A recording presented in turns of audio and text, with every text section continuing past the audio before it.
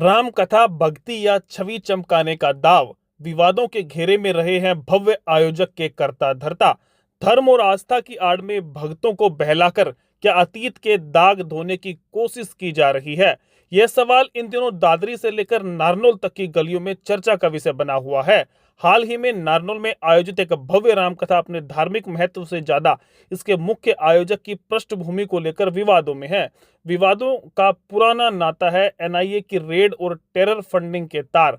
इस आयोजन के पीछे का मुख्य चेहरा कोई साधारण व्यक्तित्व नहीं, बल्कि वह व्यक्ति है जिसके तार टेरर फंडिंग जैसे संगीन आरोपों में घिरे लोगों से जुड़ते रहे हैं। राष्ट्रीय जांच एजेंसी आयोजक के घर और कार्यालय पर पहले ही छापेमारी कर चुकी है। आयोजक का नाम खनन माफिया और क्रेशर उद्योग के वर्चस्व को लेकर बार बार सुर्खियों में रहा है। जांच एजेंसियों की रडार पर होने के बावजूद इतना बड़ा निवेश इस आयोजन में करना कई संदेह पैदा करता है। जनता के बीच सबसे बड़ा सवाल आयोजन के स्थान को लेकर भी है। आयोजक का मूल निवास दादरी जिला है, लेकिन आयोजन के लिए नारनौल की धरती को चुना गया। स्थानीय लोगों का कहना है कि अगर यह शुद्ध भक्ति भाव है तो अपने पैतृक भूमि को छोड़कर नारनौल में करोड़ों रुपए खर्च करने का क्या प्रयोजन है। लोग इस बात को भी पचा नहीं पा रहे कि जिस पर गंभीर आपराधिक और देश विरोधी गतिविधियों के साथ मिली भगत के आरोप हों, वह अचानक इतना बड़ा धर्म प्रचारक कैसे बन गया।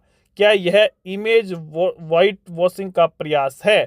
अक्सर देखा गया है कि जब कानूनी शिकंजा कसता है या सामाजिक प्रतिष्ठा गिरने लगती है तो बाहुबली और विवादित कारोबारी धर्म की शरण लेते हैं। जनता का ध्यान भटकाना, बड़ी कथाओं के माध्यम से अपनी दानवीर और धार्मिक छवि पेश करना, धार्मिक आयोजनों में भीड़ जुटाकर अपनी ताकत का प्रदर्शन करना ताकि जांच एजेंसियों पर मनोवैज्ञानिक दबाव बनाया जा सके। माइनिंग माफिया और क्रेशर विवादों से जुड़ी चर्चाओं को भक्ति के शोर में दबा देना। धर्म आस्था का विषय है, लेकिन जब इसका उपयोग ढाल की तरह होने लगे तो समाज को सतर्क होने की जरूरत है। नारनौल में हो रही यह रामकथा क्या वाकई प्रभु राम की भक्ति है या फिर यह कानून की नजरों से बचने और दागदार छवि को चमकाने का एक सुनियोजित इवेंट है? इसका फैसला तो आने वाला समय और जांच एजेंसियों की कार्यवाही बताएगी। बाकी आप क्या सोचते हैं? कमेंट बॉक्स में अपनी राय अवश्य दें और देखते रहें इंडिया न्यूज़ 16। नमस्कार, धन्यवाद।